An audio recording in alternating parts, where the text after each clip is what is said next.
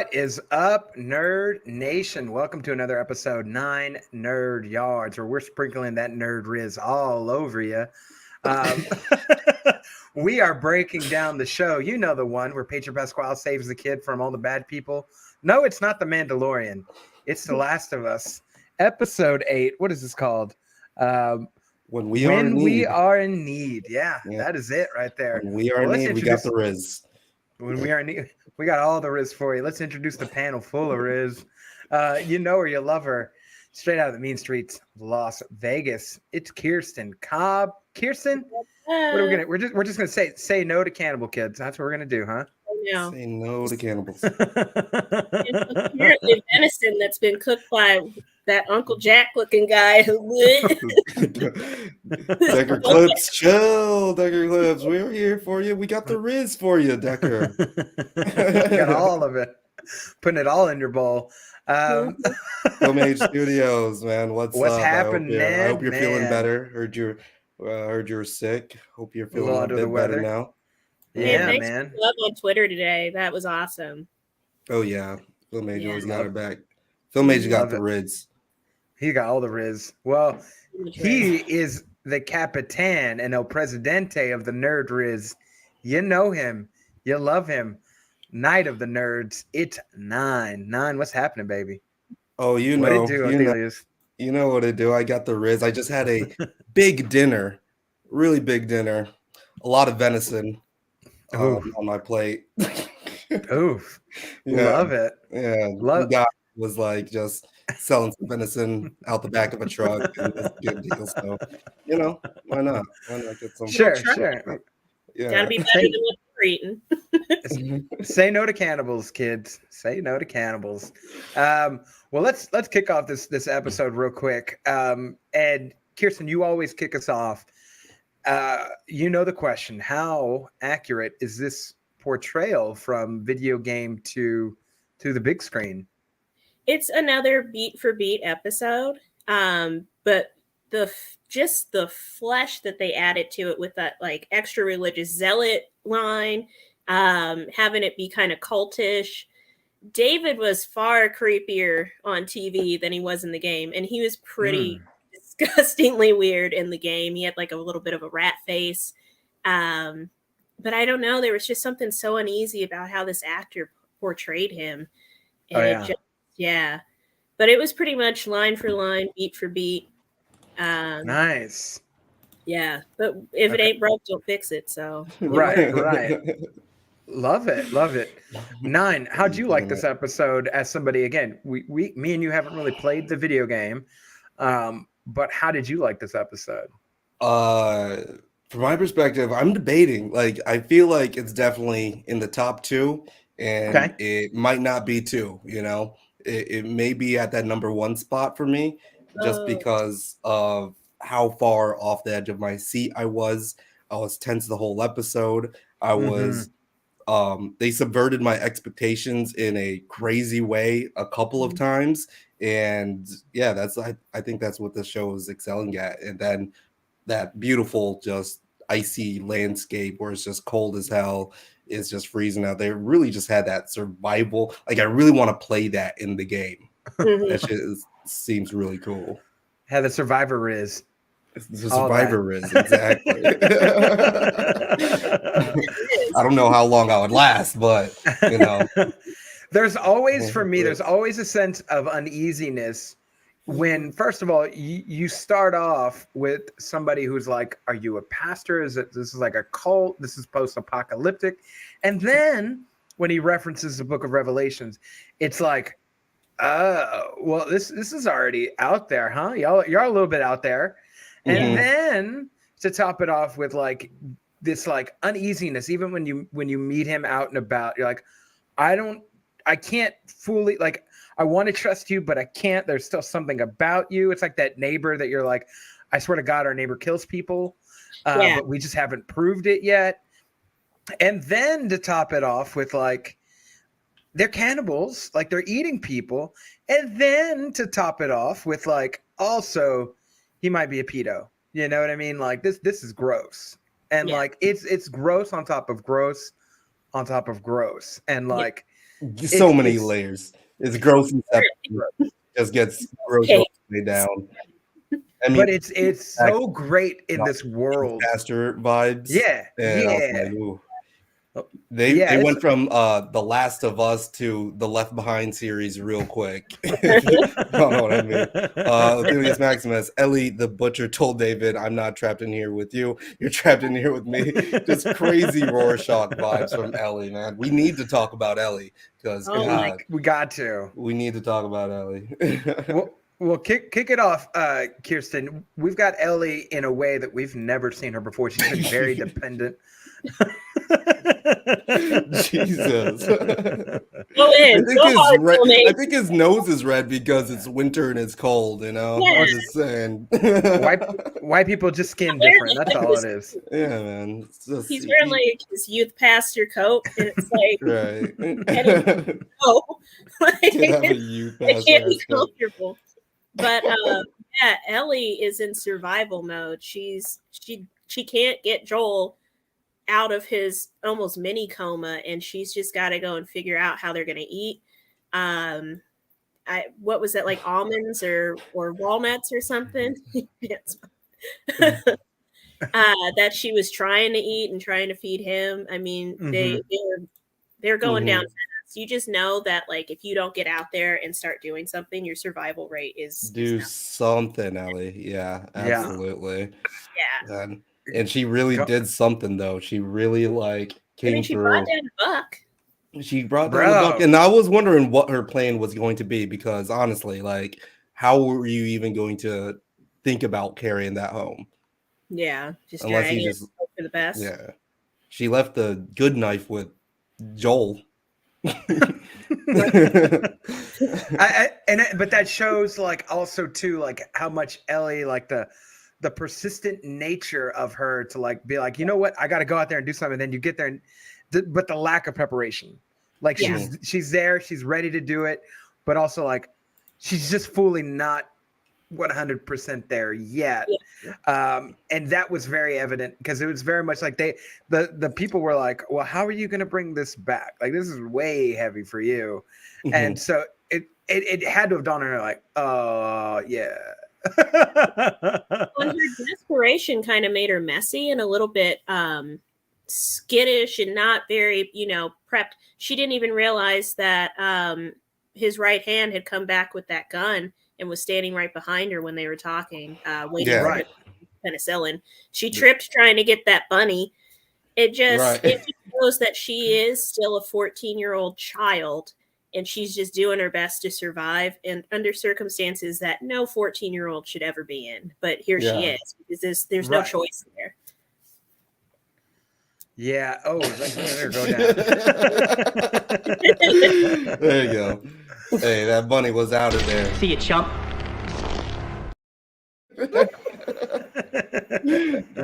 Straight out of there. Straight out of there. But we do see Ellie not for the first time. She can't depend on anybody, so she has to go do all these things. And I thought that was a fascinating addition to her character. We see for the first time nobody's there to take care of her, nobody's there to guide her along, and it's she's okay, you know what it reminds me of?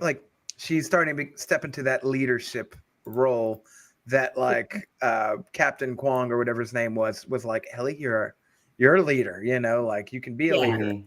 And so we start to see that. And I really enjoyed how she was able to get a shot off on this buck playing the Great Buck Adventures, out here trying to take him down.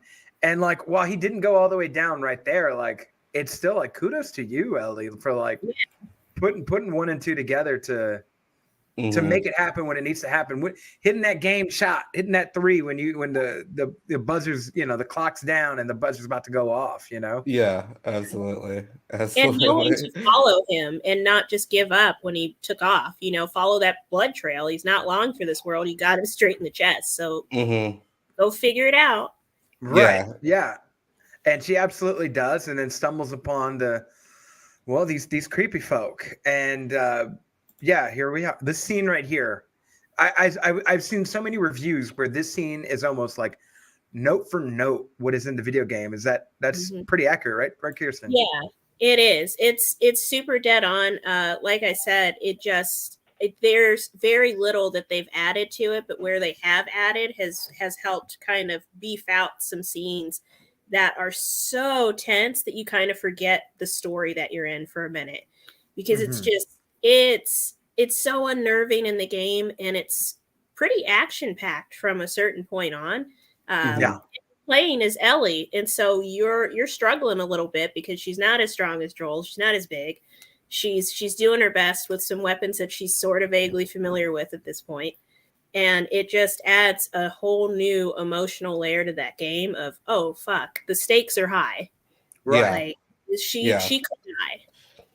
Yeah, Joel's dying at home. He's just sitting there at home.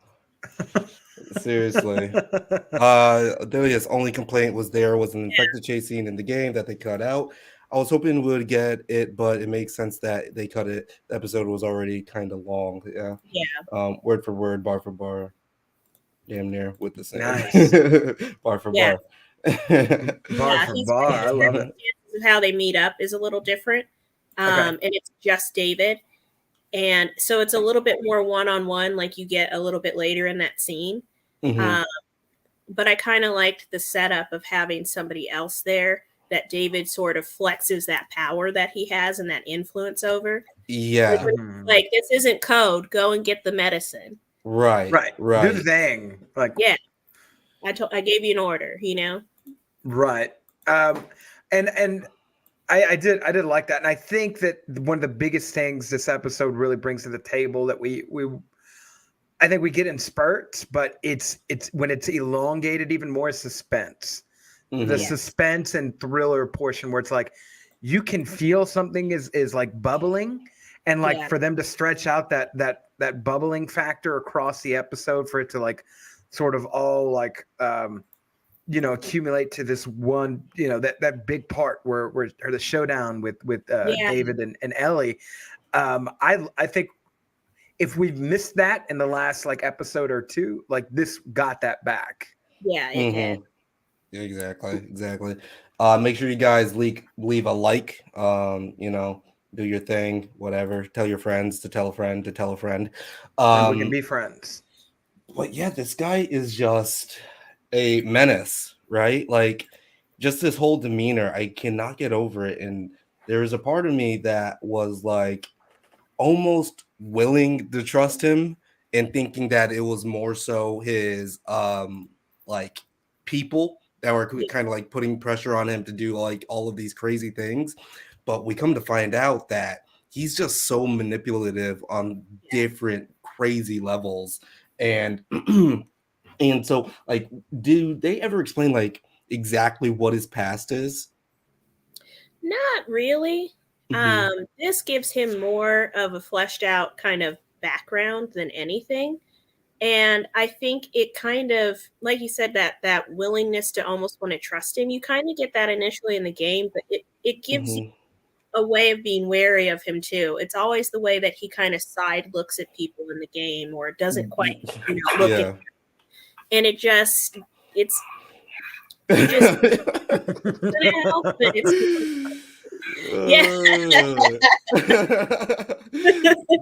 I thought I recognized him. Exactly. Mark Ruffalo like did an interview with him. And he's quiet. He's quiet until he's not. And he's like that game too, where he's got that kind of soft, I just want to help you kind of voice. And yeah, and at that time it's just like, okay, now this is just too bad. This is like, I'm starting to see through his facade. When did you guys know? Well, I mean, I guess Kirsten, you already knew. But Blake, were you hip on, like, when did you get hip on the cannibalism? I felt like I heard somebody mention something about cannibals, so it was already in my head, and I didn't know if it was these guys or if they're going to run into somebody. But about the time when the dude brings in the meat when they're cooking, when they're in the kitchen, and he's got this, like, the meat's already cut into cubes, and then they're like, well, well, where'd you get this from? Like, what is it? Or what kind of meat is it? Yeah, he's like venison. But the pause and the looks, the sort of shifty looks, I'm like, yeah. Nah, bro, that ain't no venison, bro. Because they ain't even got. I was like, I suspended my disbelief for a little bit. I'm like, oh, maybe they did get the deer back. But as soon as that deer came in, I was just like, absolutely, my suspicions are like, and even to, I think even to what sort of tipped me off that these guys may be them anyways. Knowing just like there's context, like hearing reviews and stuff, like oh, there's gonna be cannibals, and they're in the video game, was hearing when she was like, when let's bury my father, and he's like, we can't dig in the ground now, like we've got to wait till spring. And I was just like, we don't have to wait till spring. No, like what do you need a body for? Like that's not cool. Like what are you doing with it? It's the body's gonna go bad. Like you're just gonna leave the body out in the snow? Like it doesn't make no sense. Yeah, this scene right here. No sense. Is he said maybe a math teacher? He did say he taught math. Yeah, like one those priests from Spotlight. Yeah, right. From Pittsburgh too. Oh, did he say he was from Pittsburgh? Yes. Yeah, you get a little snippet of the show that I do remember getting in the game. I love the casting. He's so obviously suspicious in the game. This guy was a bit more tentatively trustworthy. Yeah, right. He's menacing and creepy the way Kathleen thought she was. Exactly. Yeah. Right. Yeah. Like this dude actually had a grip on like all of his people, and he knew how to like play them too. And he was like, he started dropping these bombs like, bro, like in one scene where they're like, maybe it's the will of God, and he turns around and looks at him, and he's just like, present. That's me. Right. I'm the will of God. Like I was like, oh, okay. Let's just chill the fuck out here. Or what was name's that? Will, and I'm from God. Yeah, like, and that's not what I want to do. Yeah. or was it like actually these guys were kind of in on the facade too, or like knew that they're playing the rest of the community? I think he's like, don't bring that bullshit. Huh? Yeah, I think his inner circle's kind of in on it. That's why there's a little bit of that pushback from some of them. But also, like, what are you gonna do? He's gathered this whole community of people and put them under essentially his little spell. Oh yeah, you just got to go along with it or die. Like, exactly. I think even too, you're a victim. You're a victim. Here we go, siesta. I was gonna say, I think even too, like if you're cooking in that kitchen and you're not grinding the meat or like you're gathering the meat, you have to have your suspicions. Like, and even if you do have your suspicions, it's very much like, well, what are you gonna do? You're gonna die? Like, like just keep the facade going and keep the game going, so you keep the town going, so you keep living, like no matter what you think or not. And so man, like it's when I'm super like a detail nerd, I have so many like relatives that hunt, and then my dad does too, and he'll bring back deer meat and give it to family members, including me, and it's a lot darker. Yeah. And so I was like, that meat's just it's too sticky, it's too wet, it's too red. It's too red, yeah. It's like, that's human. They're eating carrot, celery, people. Also, side note for this, right? And I'm surprised you didn't call this out, Kirsten, and maybe it was on your list, but like the guy that plays James, that is the actual guy that voices Joel in the video game. Yeah, he plays Joel in the video game. Yeah. Oh shit. Okay. I love how he nerded out getting to be on the show too. He's like, yes. So like, okay, so this motherfucker right here, then, huh? Yes. Okay. That's Joel in the video game. Nice. And not just the voice dude, but they did the action capture as well, like right? Yeah, and then they slightly like bulked out his face a little bit, but you can kind of see Joel in him. Mm-hmm. So, yeah, for sure. And sometimes you can kind of hear it in the show a little bit too. Like he gets that kind of boomy voice a few times. They're like, please use a higher pitch voice. We're not going to give you a line so people don't catch on. But yeah, so we've got this as if people taking over Kansas City, these like crazy like radicals, as if clickers aren't enough, bloaters, like as if this world's not crazy enough. We've got people like this that are like just all kinds of fucked up, culty like. And like it was bound to happen. Like we're bound to see it. It's in every single like survival show. Like people go off and like do these like weird things. Like humanity like just sort of like does whatever they need to do to survive. But like also, bro, like what? Yeah. Right? Like, I don't know, man. I'll check out early because I'm not eating someone. Right. Stop it. Get some help. Like honestly, Drew with the clips tonight. I love it. So we get this Ellie trading the deer damn near because she doesn't even take any of it, trading this deer for penicillin to help Joel. And I have a real problem with this because I'm like, how fast does penicillin act? Yeah. Do we have some Google stats? Nine, can you look this up? Because I feel like the fans deserve. Okay. How fast is penicillin? Yeah. How fast does it take to act? Because like you watch a Disney movie, I feel like in like Alaska or something, like they were transporting some sort of penicillin, and they injected a little girl, and the little girl's like instantly better. So like, it's like okay. So for most mild Volta, infections, like a sinus infection, you'll begin to feel better within 1 to 3 days of starting your antibiotic treatment. Oh, and you know what? Like, isn't penicillin like a fungus? Yes, that's what they say in the first episode. Yeah. Okay, so but it was like what, like 15 hours for Joel.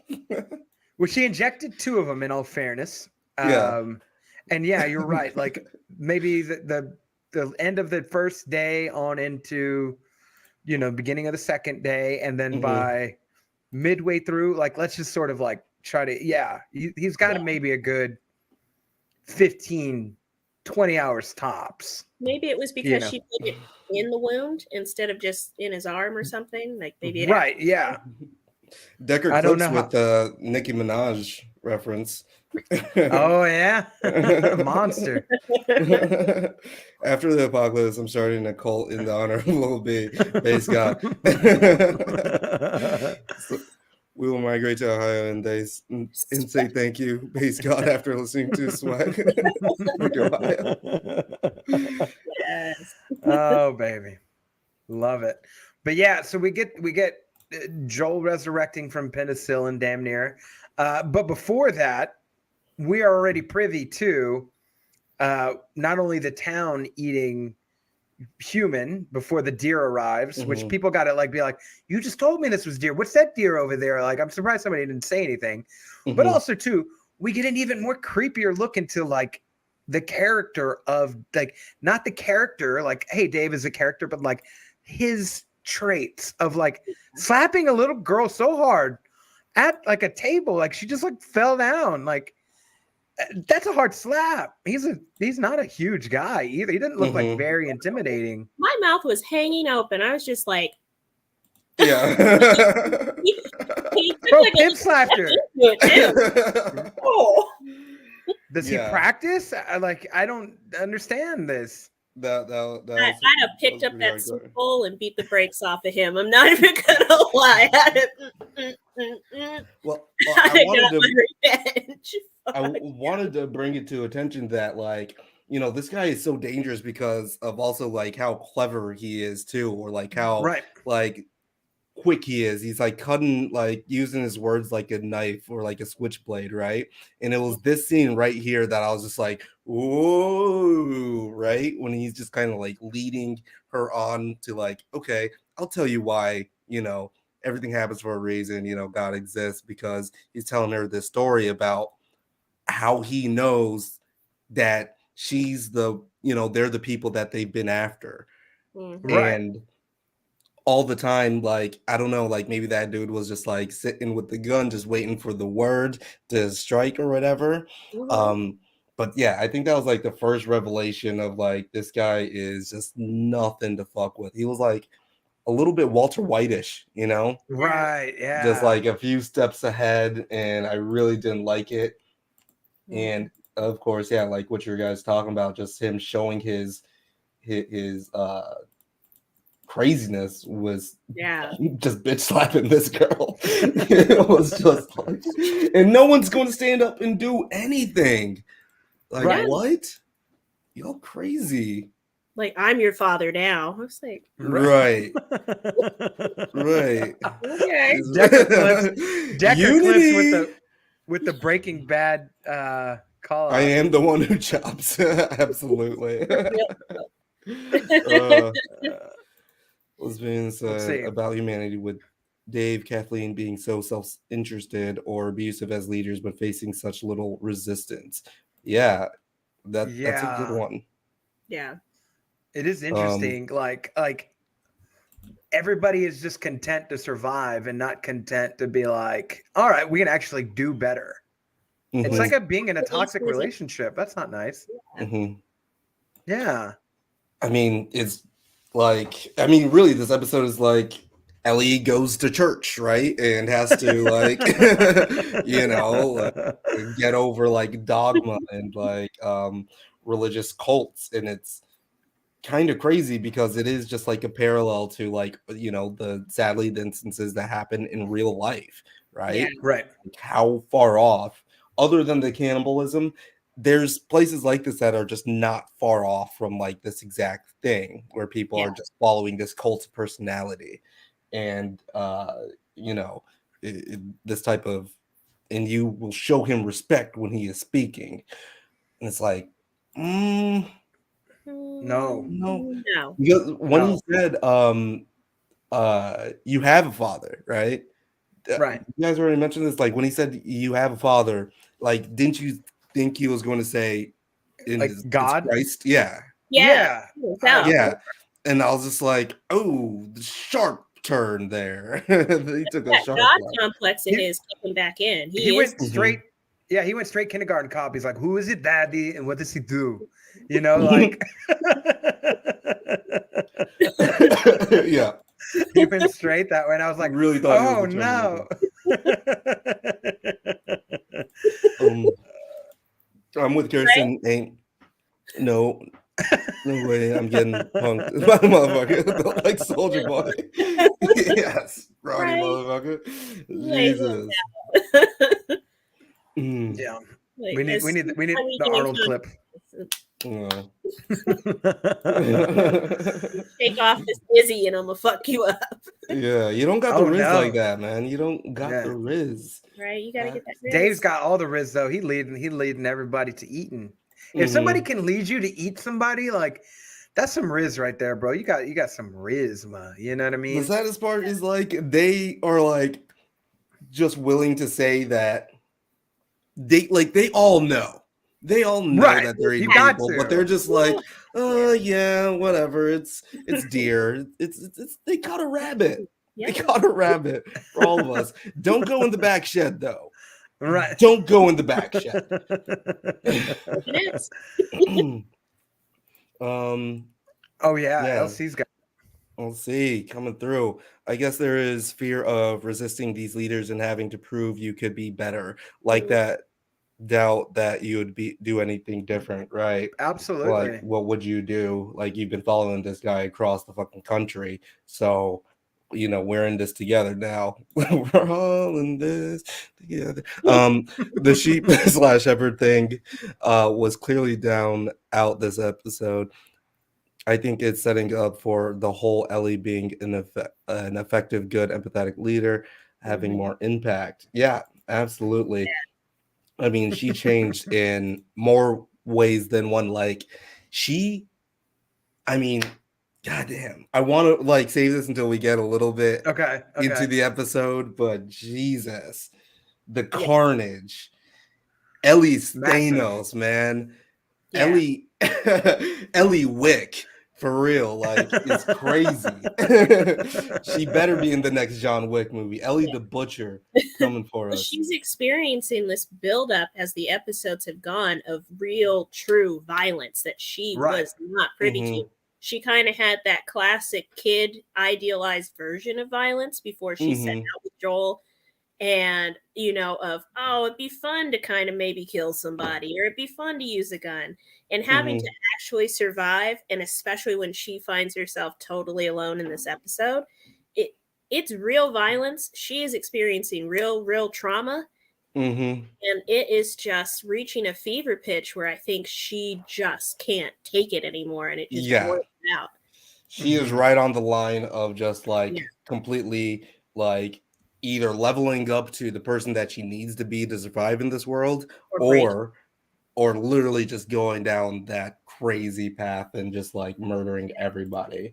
Right. Yeah. I'm just like getting to this scene right here though. The way that after he bitch slaps that little girl. Oh, hold on. It is with God's guidance that you catch this fate. Catch this fate? But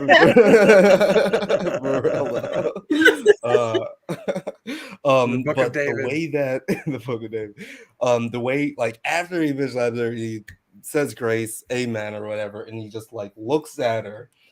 Oh, eating so creepily. Eating his little human ravioli over there and shit. And the particulars of like how everyone else is eating, like some people are scarfing it down, right? And then we got some people at their table just like picking at it and like, oh my god, I can't believe I'm eating this again. But this guy is just kind of like smile on his face, like this is literally mama's cooking from home, you know what I mean? Just like mama used to make. Yeah, exactly. Like this yeah, that's sponges. Yeah. Oh man. Yeah. You're right. I mean, it's tough.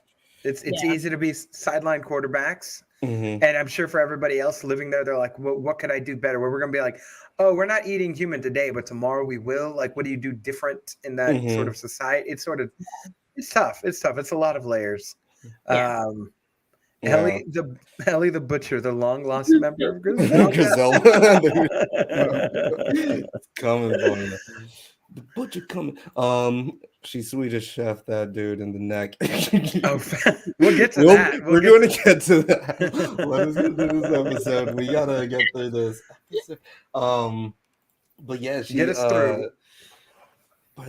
Let's see here. Yes, we are seeing so many types of violence, vengeance, and recklessness, and selfish violence, but also merciful and palliative, and last option violence. Absolutely. Yeah. Walter Frey, where's my dad?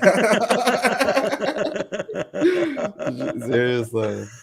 Facts. Yeah. Arya. Ooh, that would be a good fight. Ellie versus Arya. Would be a scrappy one, yeah. Ellie's not afraid to take a face off. She's not afraid to take a face off at all. Let's see here. All right. So we get to this part. Yeah, this is kind of gross. Actually. It is. It's actually pretty gross right here. I like how she's like does not know what to do, really. I don't think anybody does. Like, they didn't teach you how to put penicillin on anybody. Like, right? We take pills for antibiotics and stuff. Like, oh yeah, was this the first one right here? Yeah.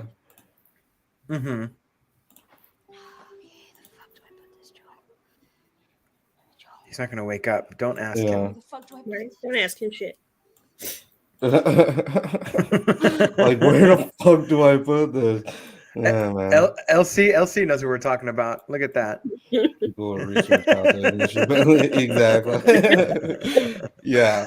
My Google search for how long does it take for penicillin to work, like that immediately popped up. Quick. Yeah, it's like a lot of people are researching that shit. I'm trying to figure it out. Love it. So the next morning that we get the second dose. The second dose, Ellie taking out the horse. And then we get even more a little bit of Ellie being an observer now, like sort of now knowing, with all the months that she's traveled with Joel, like how to spot like differentiators in her environment, to be like, oh, like those birds are leaving, like that's weird.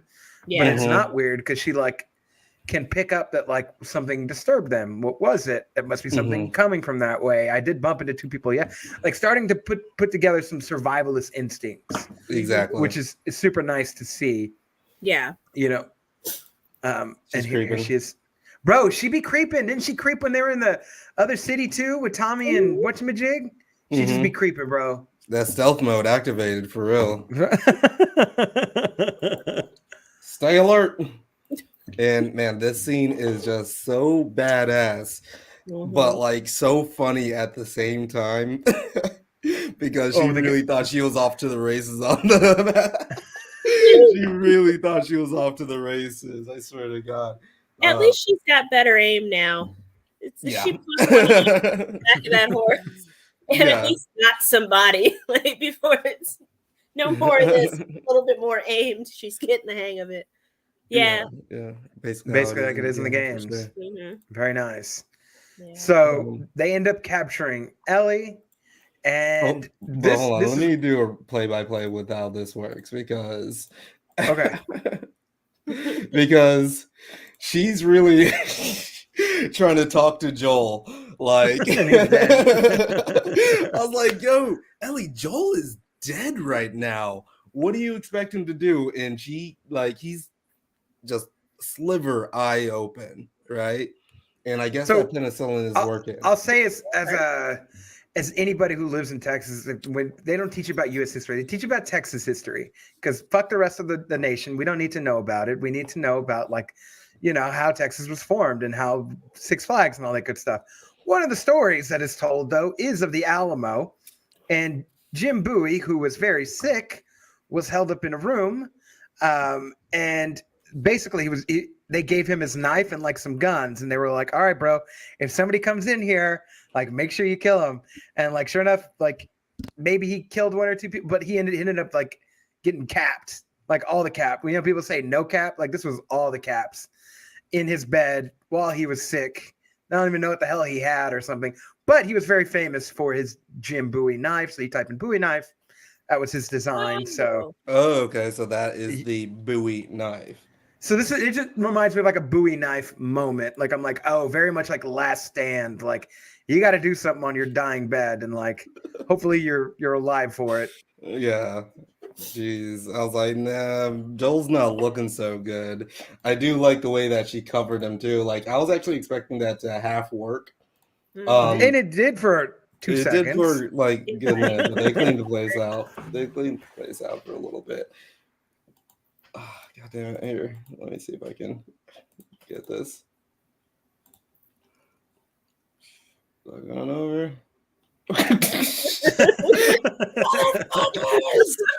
It's so good. It's so good. That's the sound of her gat. Okay, let's go. So making good. her way through the town. Good. Exactly. But this right here, she had no idea what was coming because she really thought she was off. I don't want to get demonetized. I don't want to get this thing taken kicked down off. Here. Yeah. The Metal Gear Solid type horse stealth was funny in the game. Funny in the game, and it was funny here too. Yeah, for sure. Look at this there. Awesome. Famous last words right here. Right.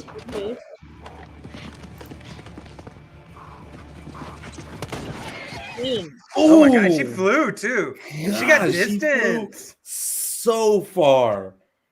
Yeah. Ellie. Roll it again. Bro, she gets a good 12 feet. Yeah. She was going for the long jump for real, guys. That shit was crazy. But yeah, I got a clip for it. The nigga swung his body to the side. I swear to God. That's exactly it, though. Really got her, though. Really got her. Completely dazed and confused. She was still alive. And this one, I was like, okay, what is this guy's plan for real? because you know he seems he ready to end her life. Like, yeah, he, like real Joel. I'll just call him real Joel. Was just really ready to put a cap in her, which I'm like, you know that little girl didn't kill your friend, right? Like you really know that. Like she probably had nothing to do with that shit, and but if you kill another person, you get more meat. Like that's I think that's sort of how they're viewing this. True. Okay. Yeah. Yeah. Not having her around. And she wouldn't be the most trustworthy person to have. Right. She was hanging out with the killer of your friends, Right. So exactly. After have some shit bite you in the ass later, which it does anyway. So. Yeah. But it's playing with those things of like, okay, like I'm not exactly sure what this guy's long game is, and it's like, oh, is he really going to like, is he actually trying to spare the children or whatever? Spare the children. Spare the children. Like, but no. He was up to something a lot more devious. A lot more devious. They're so sinister, these folks. And they all look like, and maybe it's just because like they're white or something, but like they just all look like so raggedy and untrustworthy, bro. Yeah. I don't really know. Kirsten, why are you laughing so? It's really like the dirtiest white people that they It's like scraggly beards. It's like all the people. They're one tiki torch away from a. Hey, don't talk about real Joel like that. He's worked hard. Yeah. But nah, like even if I just rolled up to these guys just like in the real world, I'll just be like, nah, man, I'm good. They look like good, bro. The hard R. Get your fucking right. Yeah, they look like they're all from Mississippi. And... Dear Dynasty. I was going to say Duck Dynasty. Decker Clips. Fuck. Like, look at these two off to the side. Like, come on now. They look like they say them people a lot. Yeah. It's the Kathleen shit. Kids die all the time. That's exactly right. Real Joel had it fucked up. Dear Dynasty, you took the words right out of my fucking mouth. Venison. No part of this. Yeah, but yeah, these guys just look down bad for real. Like, just down horrendous. Like, look at his face. Like, make some soap. Make some conditioner. Get some conditioner. I didn't see ne'er one of them breathing through their nose. They're all.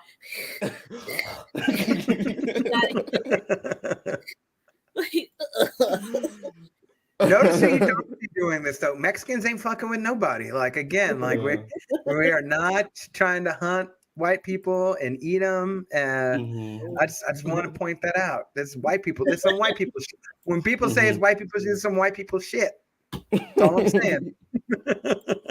Yo, but let's see here. I'm up in the middle though. Yeah, I mean, I'm not even gonna go back to the clip, but I already know what one you're talking about. Yeah. He haunts people's dreams. He haunts people's dreams. Too dry. Oh man. Well, yo. But listen, Joel is just sitting here after that. Like, yo, the call is coming from inside the house. I better move. Like, he's really just hearing the rumblings and footsteps from under him. Got that ass in here. Bro, seriously. Here, let's see what Elsie's got for us right now.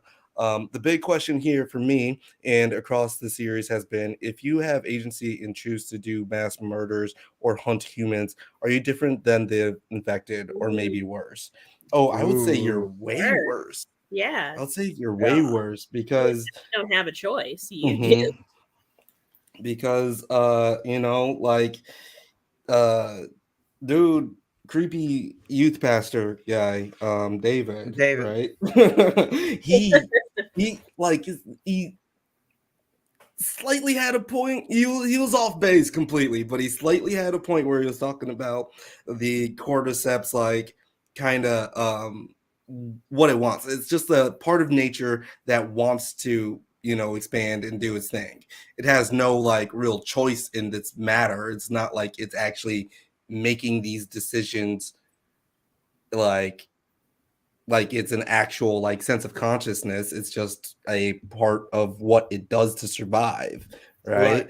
But when you are a person and you have the choice to have like the better angels of your nature like appear and you don't, like, ooh, yeah, that's definitely worse.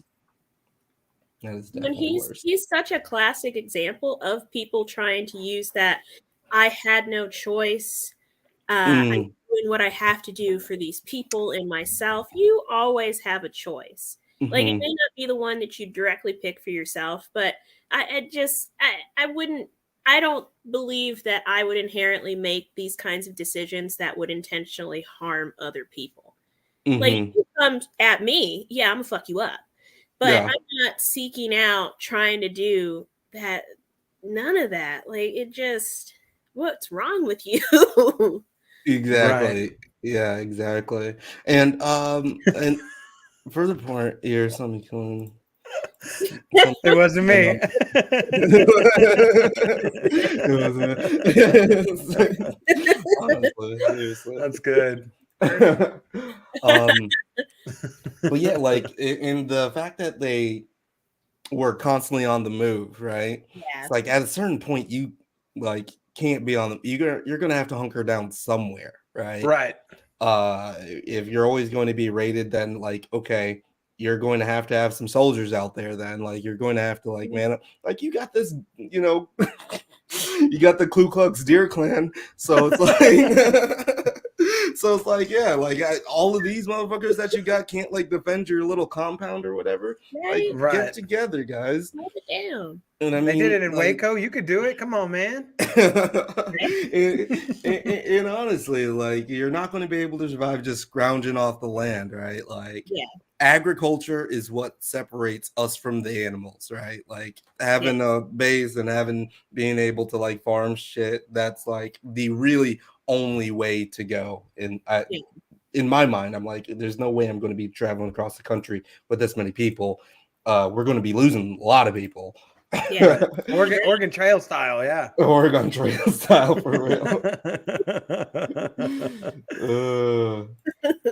All right, so we have resurrected Joel back from the coma, Dad, and he is not happy. Don't wake him up from sleeping.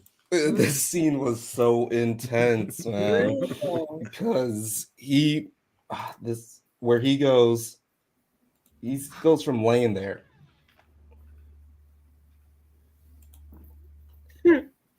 Bro, I knew it was gonna be some Home Alone shit too. I knew he was gonna just pop out. Mad Home Alone surprise, shit. Yeah. Facts. And then it's like bed's empty. I was just like, oh shit, let's go. Let's go, y'all. Let's go. Great. He sure did. See if I can because I really want to play the part where he jumps out. I just don't want to. You don't want to get nicked. Yeah. I'll eat this right here. I eat acorns and beef. It goes before I try some human meat. I will figure it out. I'm not eating a person. He perked up quick. He definitely perked up quick. I'll never be hungry. He hadn't. For certain. When he just jumps out, though. I didn't know where he was either, but I'm like, maybe he's back there. Yeah. Oh, my boy. My boy. Like honestly, once I saw him, this is me. What is he doing? He's beginning to believe. Oh yeah, he's completely like he is literally on his feet now, and that's the worst thing that can happen for you guys. R.I.P. to you guys. Once he's up, you know what I'm saying? He's on a mission. He's on a mission for sure. The fact he's just laying there too a little bit, that's creep McGeeps. Like I'm like, bro, you watching another dude like just bleed out. I mean, he's got to rest. He's like trying to get his strength back and everything. Somebody give it. What was in that penicillin, bro? Was it, you know what I'm saying? Was it a little something that the kids be on? That was actually a really good cut too. that little cut to Ellie just passed out. Yeah. Joel to Ellie. And here we are. And here we are from here. Let's see. From here, it just gets ever more intense. Oof, that lean in. That's the worst. Like, bro, put some moisturizer on, bro. He looks so good. He looks dry. Bro. When all the he the lost all water his riz, man. He lost all of his riz. Mhm. All of it out the door. What is you doing, baby? Let's see if I can. Did you hear me say the others want to kill you? Yeah. But I stopped them. Fuck you.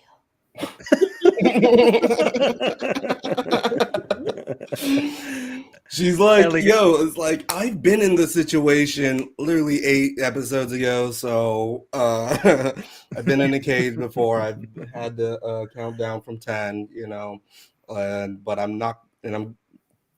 She should have just said her fake name. What did she say in the first episode to Marlene?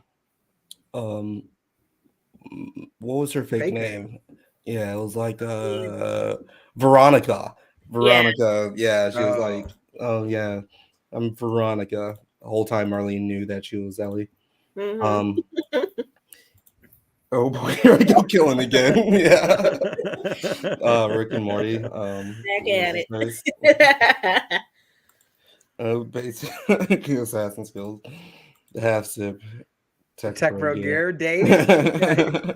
He's here to fix your computer and eat you all in one fell swoop. Give him a call. Oh man.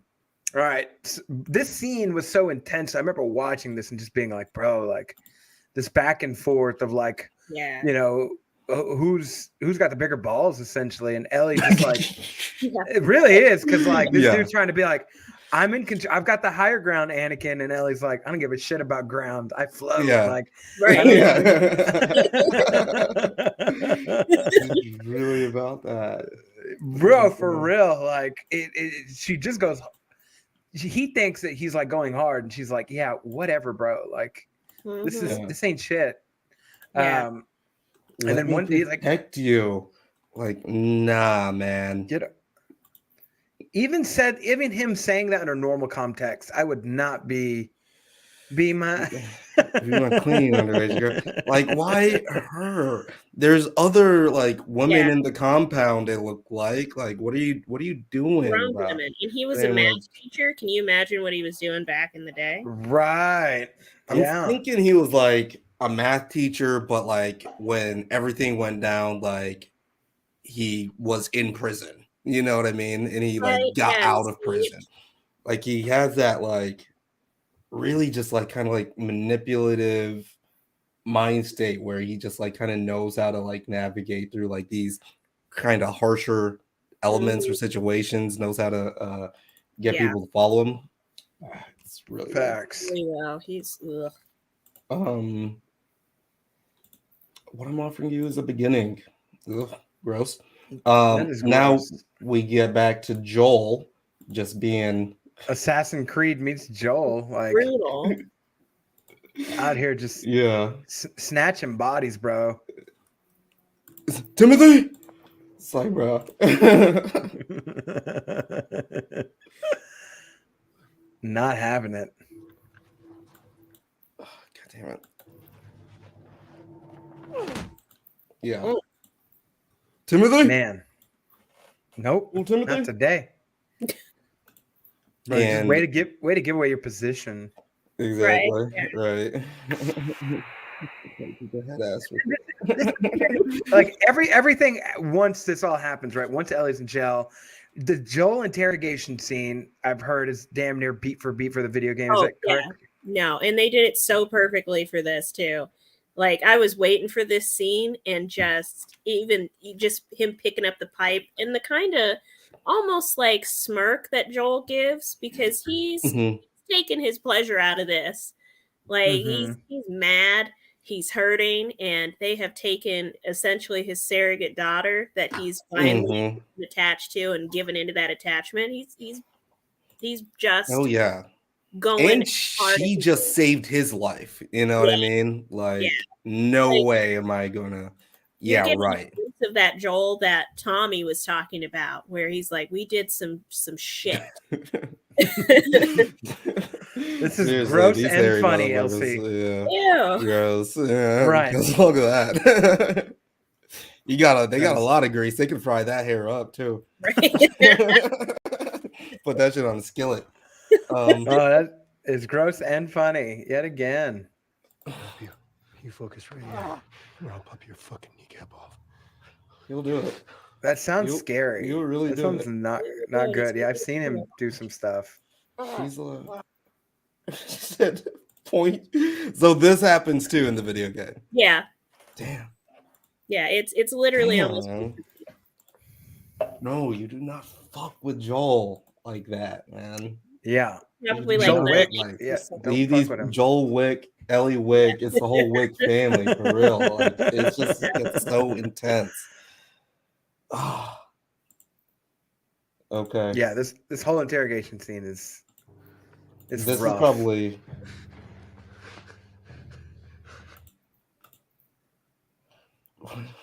And yeah, like he gives them the ultimatum to like, make sure that it matches up with what your buddy says too. Mm-hmm. Or you're done for.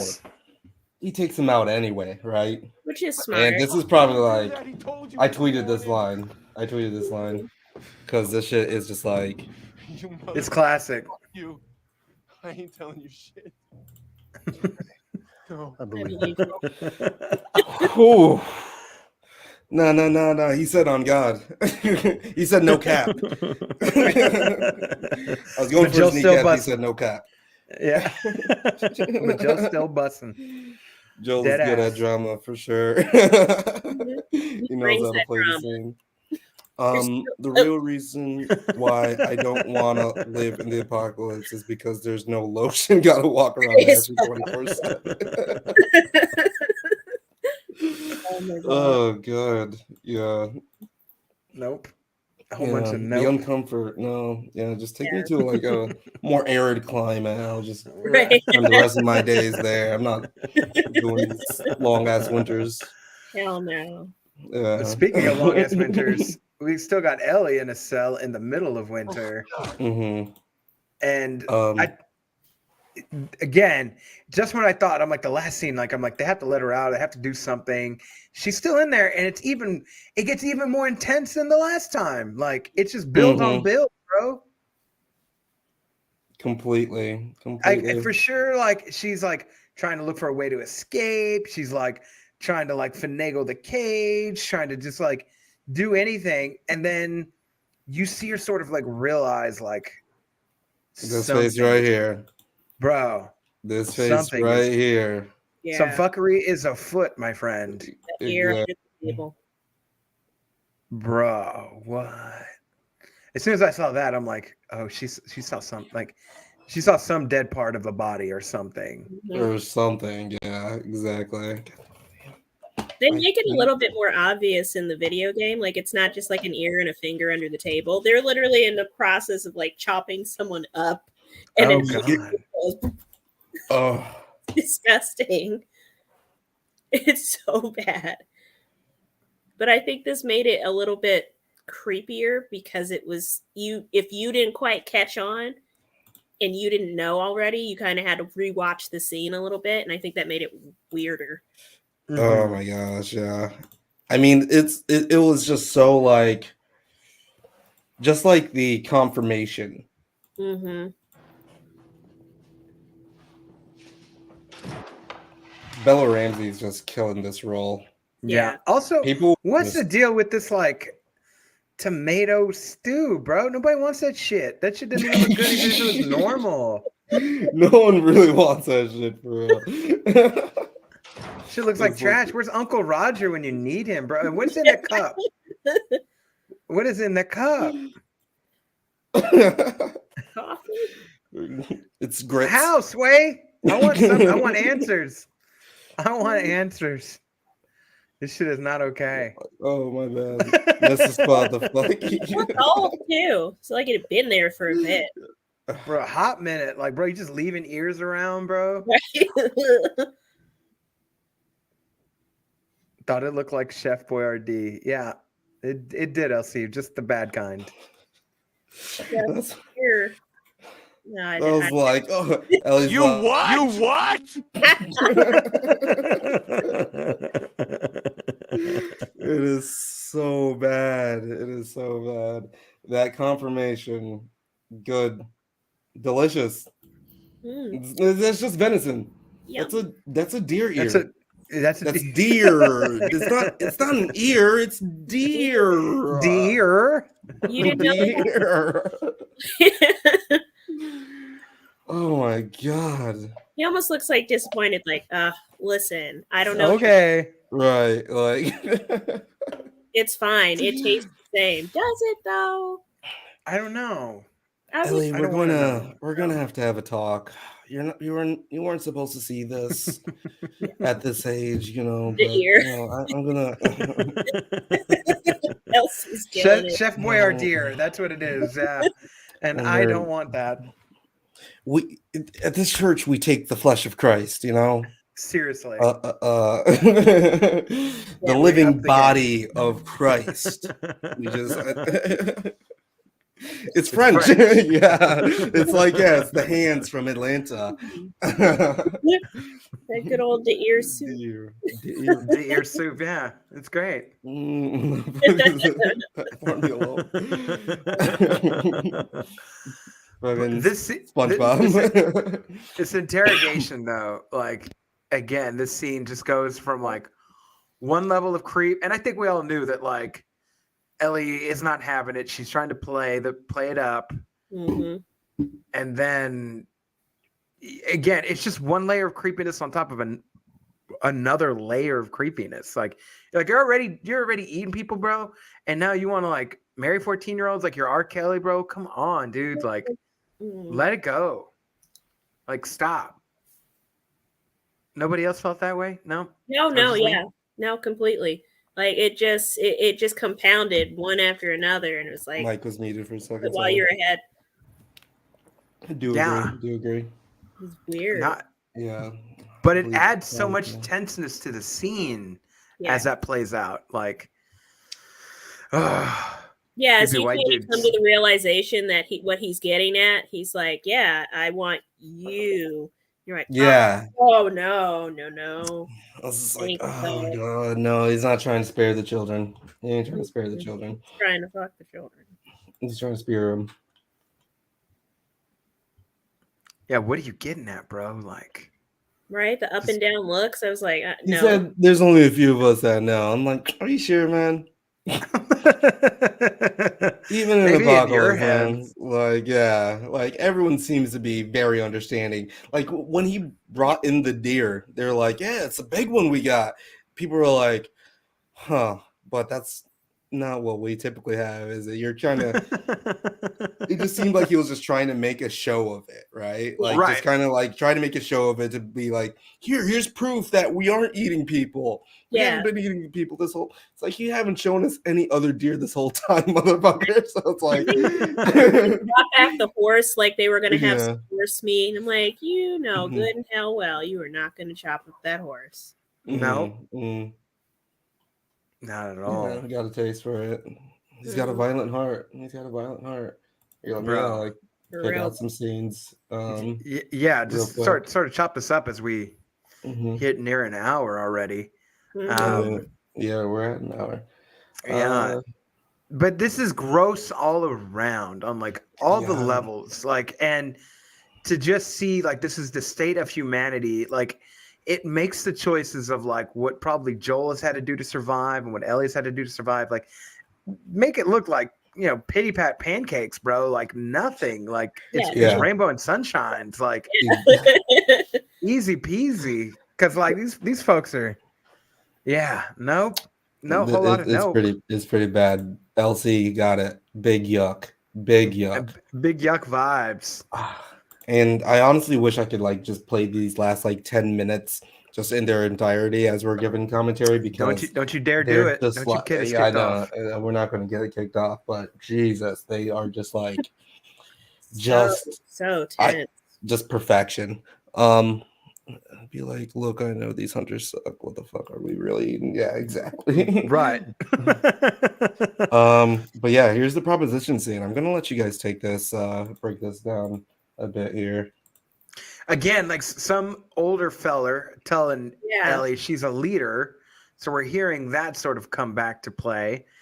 And like, even though it's the same words, but even though it's the same words, like notice how like the feeling is not the same. Like, you know what I mean? Like the setting is not the same. Yeah, it's not. Yeah, there's an ear there. The setting is definitely different. Not with the guidance counselor back in Fedra. And like, why the fuck you got your arm like that? Like,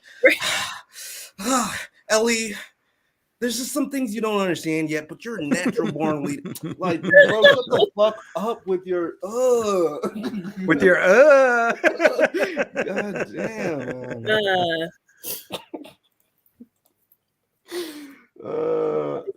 What does that even mean, though?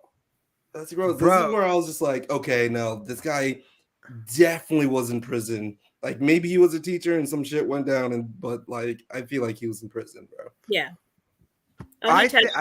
Before this. I was gonna say, I think what that means is he was doing stuff before this whole thing and it's never got caught.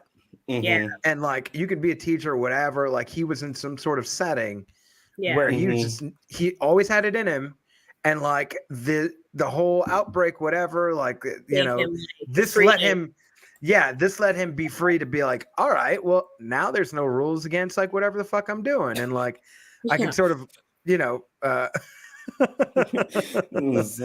real, bro. Is there sanitizer? Are they cleaning this down? This is gross. I got a lot of questions. Right? Like, bro, like, I don't know, like, you just look way too sassy for what you're trying to portray to me. Like, marry me? So we call this, instead of the interrogation scene, the proposal. Like, that's literally what this is. Like, the proposal scene. It's the worst proposal ever. Worse and worse. Like, yeah, I'm not a fan. I'm glad Ellie said no.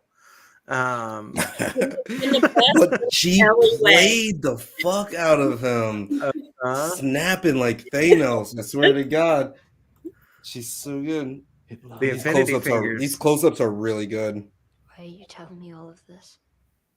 Because you can handle it. That sounds bad. That doesn't sound good either. But like, why are people just making these jump accusations or snap conclusions about this little fucking girl? Like, what are you talking about? Like, what have you actually seen her do? Really, just out of your one conversation that you're like, that's the love of my life. Right. I need to, she'll be my cult queen. What the fuck are you doing? I think Alex Jones has been telling us in the past, like, they're putting the pedophiles in our faces. Like, that's big vibes right here, bro. Like, we've been knowing this. We made it so long without an Alex Jones.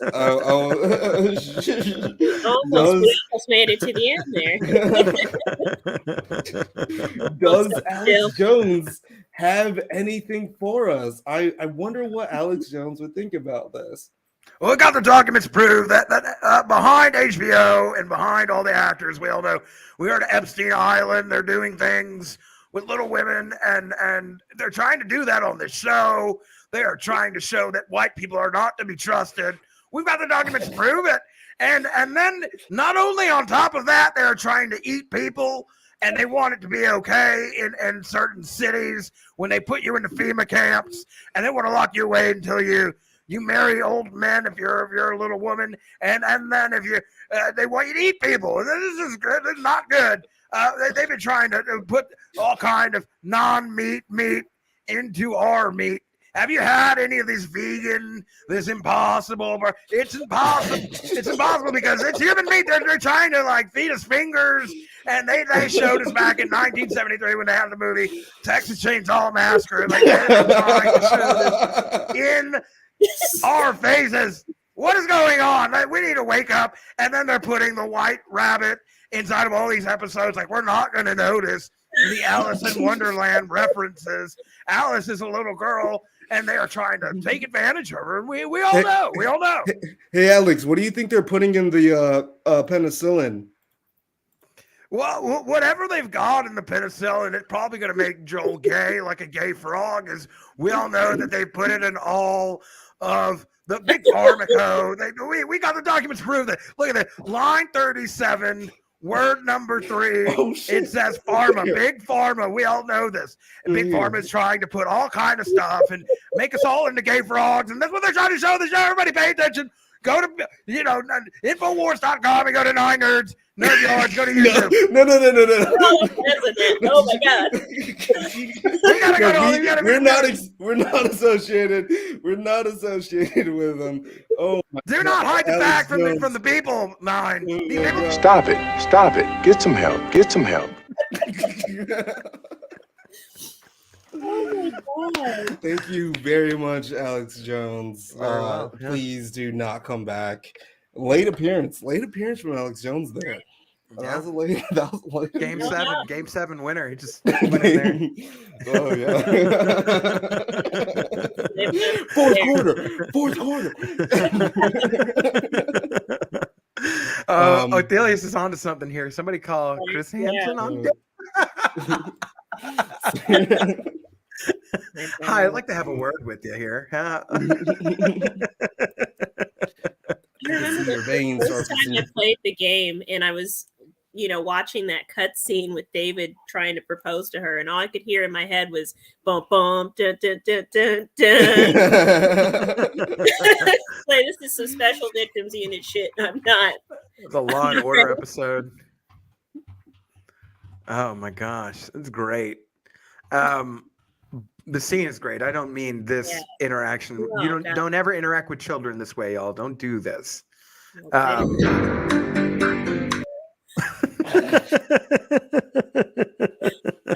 It's exactly that. Yes. Yeah, seriously. It's like, All right, let's keep riding through the scene though, Nine. Yeah. They need God. They need heaven. They need a father. You don't. I thought he was going to use the word daddy, and I started to get very uncomfortable. Real uncomfortable. Real uncomfortable, yeah. That's the thing that I wanted to do. You're special. You're strong. You're different. And all I want is, just I can't even say it in this podcast. I can't even pantomime this shit. It's just too dark. Oh, this one right here. That is so sick. In a post-apocalyptic world, The crimes committed by cannibals are in a new unit. But seriously, it's just like, how about you take a seat? How about you take a seat right here? Yeah. I was waiting for Joel to walk up like that too, and be like, "How about you take a seat, David?" And you're gonna need to take a seat. Where here. you think you're going there, fella? How about you have a seat here? How about you have a seat? Yeah. It's like, what'd you bring here? Some pizza and ears for toppings. What is that? He's like, an ear pizza. Yeah, I was just going to bring Ellie a pizza, Joel. I was just going to bring Ellie a pizza. Like this isn't pizza. This isn't pizza. We all know what you're here for. Yeah. But just like his sadistic way of just this line right here, an equal. It's like, bro, jeez, you are fucked up, man. Not only are you dehumanizing everyone that you're literally out here to trying to protect, but then you're just like, oh, this little girl is my equal. Gross. Come on now. Gross. We just need to call this episode gross.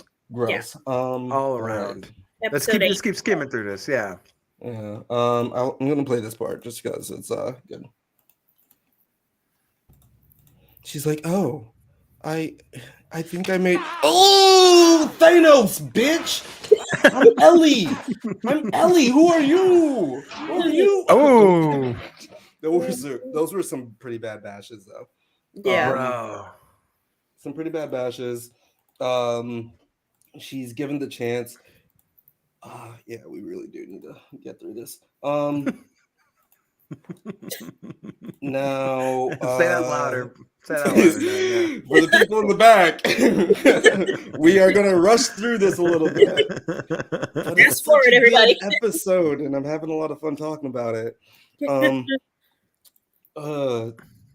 But yeah, so Joel, what they do great here is that they have this scene. Jesus Christ. Can I even show this? We know what Joel's looking at. If you watch the episode, you already know what Joel's looking at. You cannot show this. It's fucked. Yeah. Like, if we didn't have confirmation before, we just had like just the brutality of like what they actually had to do to even make this thing work, and like how they're preserving the meat, the mystery meat, is pretty crazy. Again, Bella Ramsey's acting on this is like, I'm kind of like concerned for the actress's like mental state, because like, how do you even like portray this in a way so genuinely screaming for your life, and like that's really like two grown men roughing up a little girl. Like, however you see it, like that's actually like in the certain sense, like they're in that moment, and that's gotta be like pretty horrific.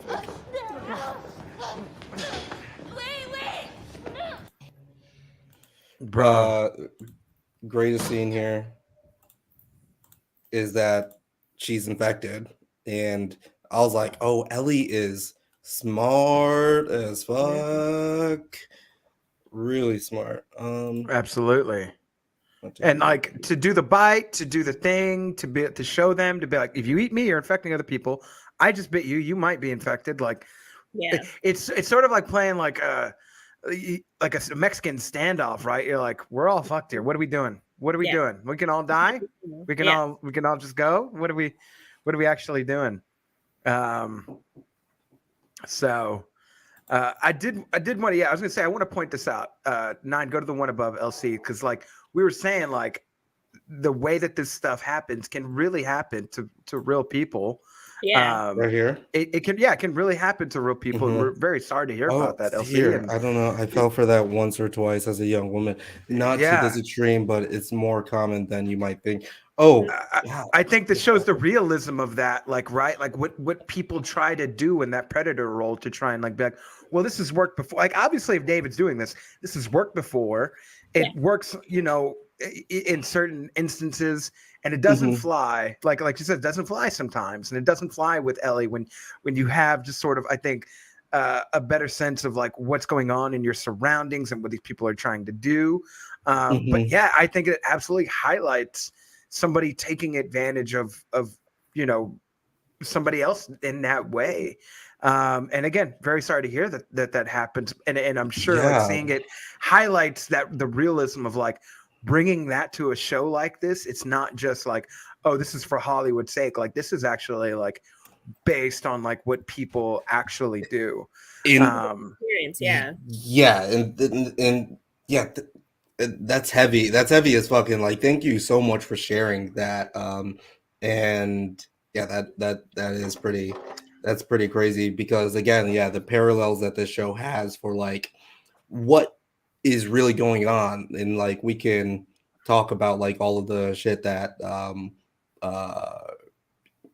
all of these like tactics, and it's really just what actually goes on in real life. Like, we can believe that this David guy was the same person beforehand, and then still just kind of like thriving now afterwards, and it is sick. And it highlights, I think, even it doesn't like glamorize, but it highlights the notion of like the grossness of humanity when there's not a whole bunch of like laws in place, and of like the ugliness of humanity when it's led sort of out of the cage to almost be free and run wild without much, inhibition and many limitations.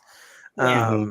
So yeah, I think it shows it in different ways, and this is one of we've highlighted on other like, oh, this person's angry or they're vengeful, but like this is a different thing entirely. So absolutely. Damn, this scene, bro. Merci. Like- Are you French Canadian? Let's see. That cleaver coming down. Let's get that.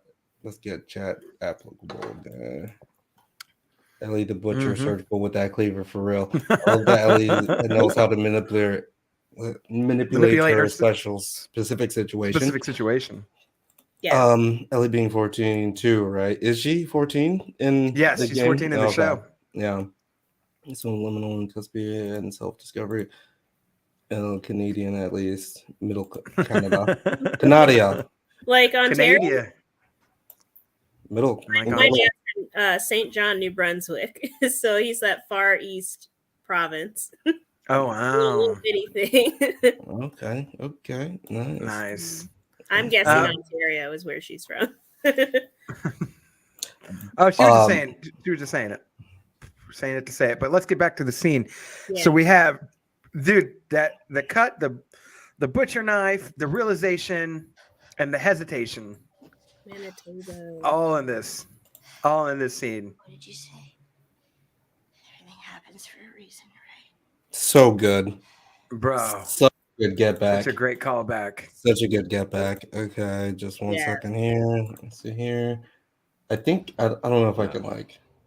You're gonna play the whole movie? You're gonna play all the rest of the thing line? I'm gonna try to break it up a little bit. Yeah. Oh my gosh. Good. Quick with it. These effects are just insane though. Like watching it on my TV too was just like, man, I am like really just like in it. I'm scared. I'm like trying to think about like what's going on. And just had no idea about like this plot line. I have been trying to keep like radio silent about like what could be going on. Wondering like what type of penultimate episode this would be. Yeah. But yeah, fantastic. Stormtrooper aim. Stormtrooper aim. It's like stand still. Right. Stop it. Yeah. Look at you. But no, like the last like 5-10 minutes of this episode are just such a trauma activator. Like it had my PTSD spinning. Like, I was struggling by the end of it, but Winnipeg, Manitoba, I'll see. Shout outs to Canada. Shout outs to Manitoba. I didn't really catch the butcher table at first, and when I realized also wouldn't you sedate your target? Yeah, probably. But I feel like he was feeling a lot more like vengeful at that point. Yeah. And wanting to like, yeah. Facts, big facts. Because like before he like left after this finger snap, he's like, "Oh, little pieces, did you say? To shreds, you say, huh?" Yeah. That's what's happening, right? Meow.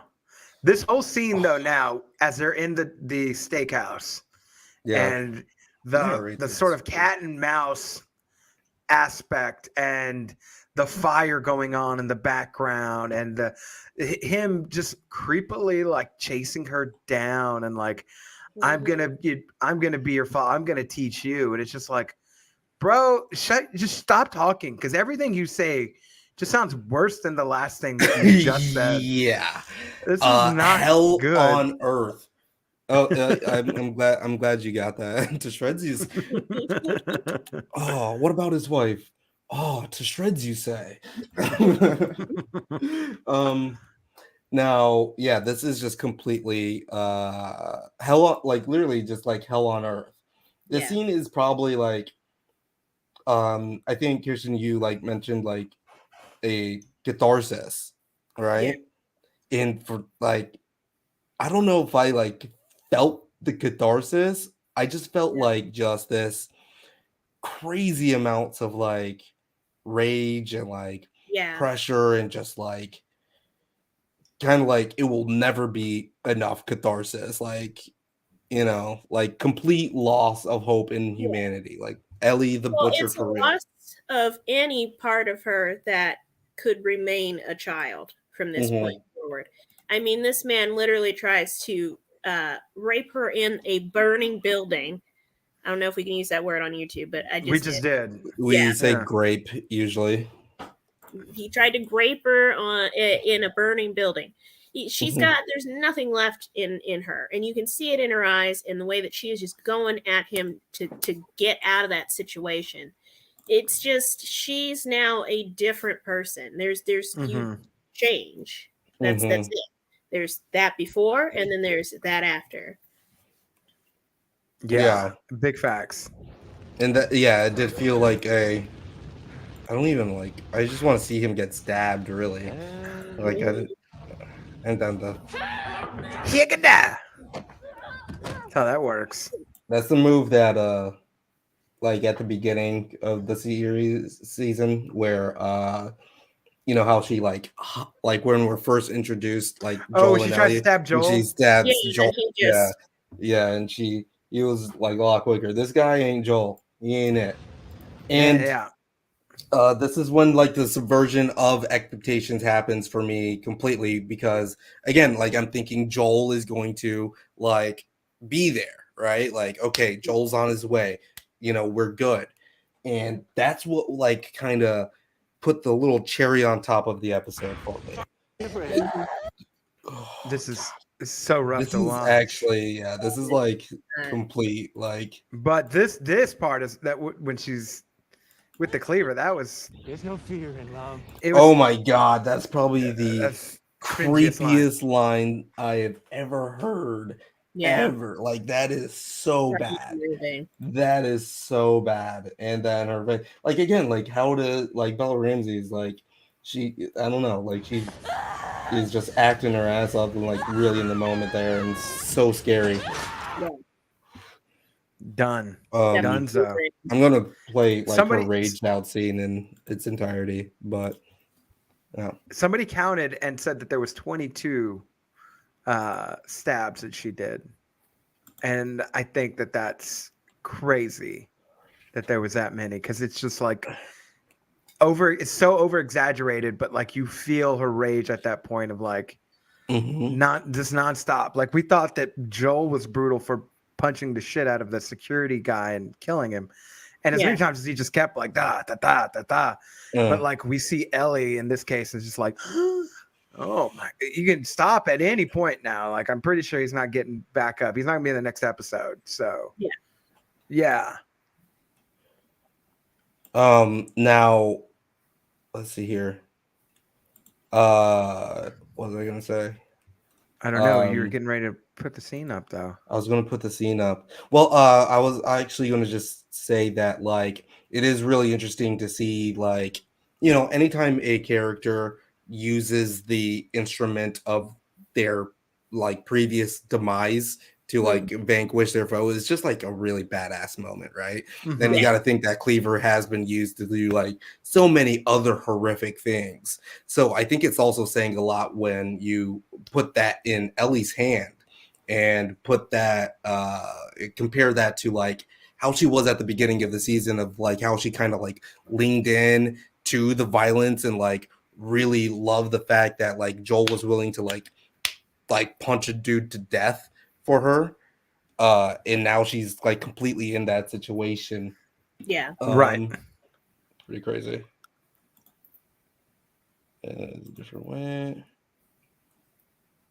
And if you're worried about getting caught, I was gonna say turn the sound off so that we can just see it play out. You know.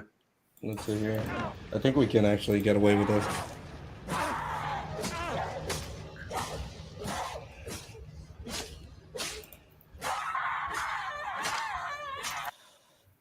In like the rage, it's hard to stomach. It's really hard to stomach.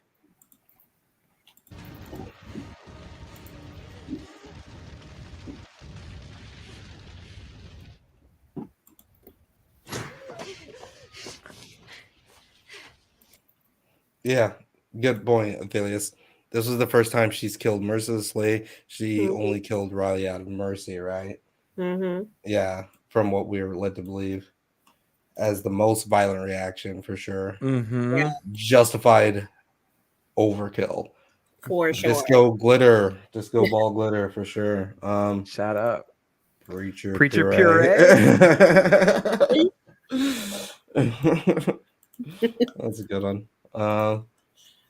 This reaction though, when Joel finds her outside, and it's just like she's still like in the zone of like, what? I don't know, like, yeah, like panic and like frustration and just like anger and rage and trying to decompress and just ready, like it was that for me. I was just like, oh bro, she's so caught up. Well, look at this, like the cinematography though too, like just her covered in flames, right? And then just like straight out into this icy bleakness, not knowing like what's going on with Joel.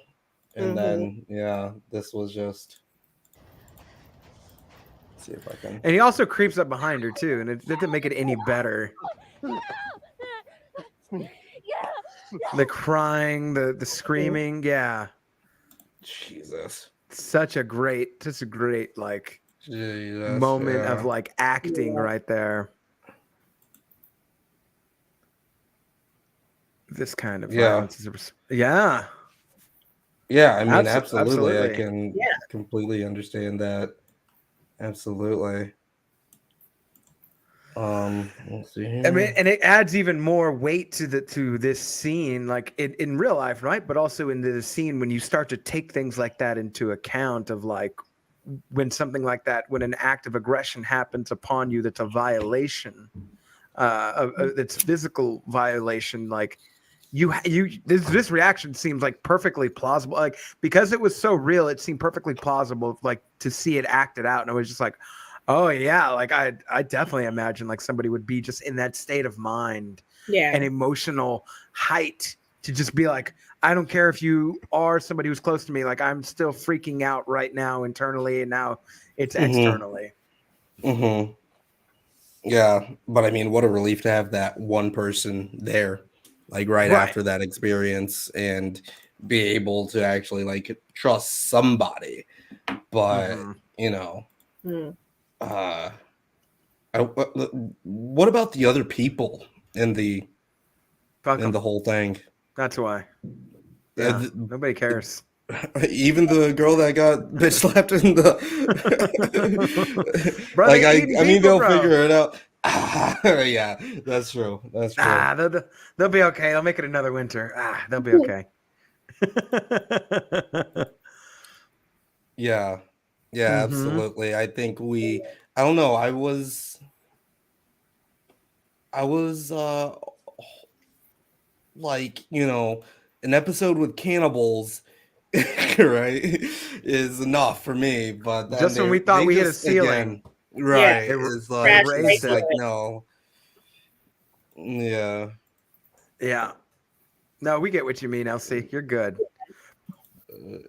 Othelia says in the game, Joel kills nearly all of them. Oh yeah, okay. Yeah, he rampages through there. Their whole compounds. And he could have. I mean, we just saw him pop out of that same direction. Like they could have. That town could be a ghost town now, if you know what I mean. So, and then we end the scene with them. I don't want to say walking off into the sunset, but it's essentially them walking off into the winter wonderland. Do they? And Joel's just like, like what the fuck happened? Like you got blood on your face and like, bro, she can't even get words out. Like that seems very like, like somebody he in calls an her baby girl too, like yeah. what he used to call his daughter. Crazy.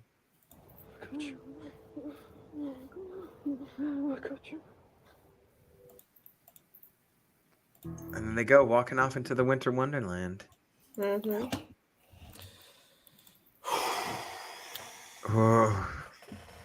Heavy. Do we all have?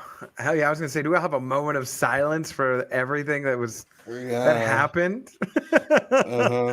Jeez Louise, man. But yeah, that is episode 8. We have one more to go next week. We hope you all join us for the series finale or season finale. Sorry to say series. Everybody's like, what? I hope they bring another a second season. But like season finale next Monday, we will be here. We hope you guys catch it. As we wrap it up, everybody get some comments in, like all that good stuff. Kirsten, any final notes about this episode as we start to wrap this up? I think it kind of all got said. It just, yeah, it was a rough. There were a couple of rough parts along the way playing the game that I knew going into the show we were going to have to see because they were pivotal moments for these characters as as they develop these relationships with one another and with the world at large. And I knew they needed to include this whole thread. I didn't know how much detail they were going to go into it with it. But I'm also happy that they didn't shy away from it either, because they could have just been like, we already went down this road with so much of the Game of Thrones episodes and so much of all these other, So I'm glad that they kept it pretty much verbatim of what it is in the game and just kind of fleshed it out a little bit more. I mean, making David even creepier really helps drive home, like, this is not a good person. Right. Yeah. And don't give people like that any sort of pass or leeway at all. So yeah, correct.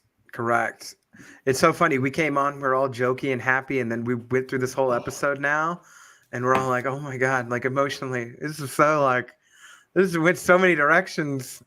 Nine. Oh, I love you all. Sorry I came on with that. Elsie, no, you are good. We love you too. Thank you so much for joining with us and sharing your input on this. Like, this is basically, what we want for the community. If this feels like, a safe space for you to talk about those things, then that's great that we're providing that area for you. Yeah. That's awesome. We love you. And we're going to get to that. Let me just give my you can tell Elsie right now, actually. Yeah, Kirsten. Okay. You guys can follow me on Twitter. I'm on there a lot. Kirsten Cobb 1. Instagram's the other place I like to hang out frequently and promote the show, and that's Kirsten_Cobb. I'm also on Facebook. I'm on TikTok, but it's just going to be a lot of my Disney stuff. So if you like Disney park stuff, follow my TikTok. You can plug that at the end too. Exactly what Adelia said. Yep. Facts. You're good for real. Yeah. You're good for real. 9 final moments. Final moment. Final notes. Seriously, like, honestly, just a fantastic episode of television. I am going to be hard pressed to even look back at this at the end of the year and not think of this as being the top, right? We're at the beginning of the year now. I just can't imagine what else we're going to get this year that's going to be just so just so wavy, where we're doing this Mall of America last episode, and then this episode. I think 10 out of 10 on this. Oh, Filmmates just said it. 10 out of 10 on this. On IMDb. Look that up on IMDb. Definitely in those high 9s. Yeah, absolutely. 10 out of 10. And but the thing is, I don't know if I'll ever watch this episode again. Right. Even just last night when I was watching, I was like, this is some of the best thing I've ever watched. I was standing up, I was going crazy or whatever, watching it alone. but I don't think I'll ever watch this again. Like this Yeah. episode in particular. This might be like, okay, I understand what's going on here, and then just like go to this next episode because it is, it is so damn good. Big facts. Big facts. Oh, well, I'm gonna wait. I'll wait a week. You better wait. Yeah. Vision's gonna be a lot. Yeah. This was Action Game is so good because it was the first. Yeah. Every other side was like, I'm not. I'm not a video game. Yeah. Even though it had tie-ins for this. Ellie did. Let's call back one thing we did. We did the axe hitchhiker. Was it the hitchhiking? Ellie did smash. The hatchet wielding. You smash. Ellie did smash on dude. The hatchet wielding hitchhiker. Ellie. Yeah. Love it. What about you? Love it. Last notes on this. Final notes, man. It was when you start to apply real life. I think emotional and philosophical tie-ins to like what humanity, like the choices that humanity can make if you are already not making good choices, and you get to like lead or you get to like show an example of to a group of people. Like I think the dark and dirty bits of humanity get to come out, and I love how they saved maybe this episode for like later on, because like we get to compare it against other things that we've already seen and say like, yeah, that was bad, but this is really bad. Like, and I think it's important to like just sort of like walk away from that. Like, dang, like, is it really leading a group of like 2,000 like of army people? Is that really bad? Is it really bad to do? You get all these comparative notes, and it almost seems like, I think eating people and then violating little women is like, that is very bad. Yeah. And like comparative to everything else. And we get to see the growth from Ellie, and we get to see resurrected Joel 2.0 come out of the woodworks and just like, you know, see what's next on the horizon for him. So I really enjoyed this episode. And again, the suspense and the thrill aspect of everything, like, yeah, if this is on IMDb and it's not like a 9.5 or above, I will be very upset. Yeah. Look at it right now. Is that what you're looking at, 9? Let's look that up and then make the great escape like Ellie and Joel. Seriously. Jesus. What is we are need 9.5. 9.5. Wow. What did I say? What did I say? Like probably one of the highest rated one? Probably the highest rated one. I think maybe, or it's at least the second highest. Probably in that. I think there's a way to check, but I don't know how to get to there right now. That's okay. Probably went over the trivia. Yep. Is big known that. Boys. Considered Joy Buckley inclusion in the series important due to his proximity to the games. Meanwhile, Baker never assumed he would be. Okay, so wait. Okay, yeah, still that. It's a lot of Troy Baker stuff. Yeah, actual trivia. Big known that. Winter. Okay, so we covered most of this. The temperature was around minus 17 degrees Celsius. No, 1 degree Fahrenheit. Yeah, don't want any part of that at all. None of that. That's why I live here. That's why I live in good old Texas. It doesn't get too cold over here. And this little ring in the U.S. A little heat ring, and I'm okay with it.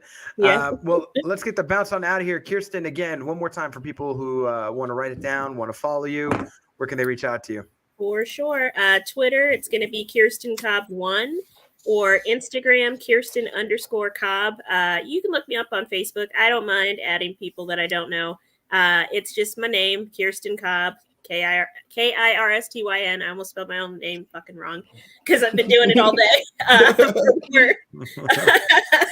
But yeah, I'm on pretty much all the socials. My TikTok is a little different. It's going to be Sweet P. I think it's sweet_P, and that's my Disney secret influencer name. So you can find that Instagram. I'll give you a prize. Oh damn! I didn't even know that. We didn't even know that. Very nice. Welcome if you can find it to follow me on those accounts too. Very nice. Love it. Nine, where can people find you if they want to reach out to you to talk about all things? Oh, don't worry about it, LC. Nerd Nation related. Just so much to say. You're we good. love when you have so much to say. We love it. We love it. Love it. Yeah, you can find me right here on 9NerdYards and also on Twitter. Join our Discord. We're still talking about The Last of Us. We're still talking about Atlanta. And maybe starting up Mando little sub Discord too to get into all the Star Wars stuff. I really want to get a like a PlayStation or something. Maybe I'll even stream the Last Jedi Survivor when it comes out. That may be fun. But yeah, and find us on TikTok. We've recently had some great success thanks to Money Blake Weathers transferring all this content over to TikTok. I think we're probably at like 100,000 right now. This has been a long ass stream, the longest stream to be honest. And you can follow me on Patreon for $1. It's just $1 per month if you want to help support the channel. And yeah, we'll just be riding along. Just be mucking. Love it. Be mucking. Yeah. Well, if y'all are... And Blake. Yeah. Where can people find you? Well, Kirsten, Nine, since you asked so nicely, you can find me Money Blake Weather, Facebook, Instagram, Twitter, Snapchat, and also TikTok. You can find my podcast on the same channels, Facebook, Instagram, Twitter, or you can find it on your favorite podcast app, Spotify, iHeartRadio. It's Unfiltered Bachelor, speaking with all types of people about all things dating and relationship philosophy, all that good stuff. So yeah, go ahead and check me out. Reach out to me. Let's have some nerd talks. I'm always down to interact with everybody. So I look forward to hearing from y'all. I look forward to seeing y'all this week. Wednesday, we're doing Mando. We're going to drop that episode Thursday, Friday. And then we're doing another live one of these, doing Dave on Thursday. And looking forward to seeing y'all back next Monday to do the season finale. So reach out to everybody. We'd love to hear from y'all throughout the week. Any theories, anything. But I mean, like, if anything new that they're going to add in from the video, maybe it's not in the video game. So we appreciate y'all. Thank you, LC, Othelius, Film Age, Decker, everybody Disco on here. Glitter Disco Ball Glitter, everybody. Thank y'all so much for tuning in, commenting, liking, sharing, telling your friends. And if you're watching this on the replay, look forward to hearing from y'all, commenting soon. And whether you're watching this morning, evening, afternoon, we do appreciate you. Until the next time, we will see you. Peace.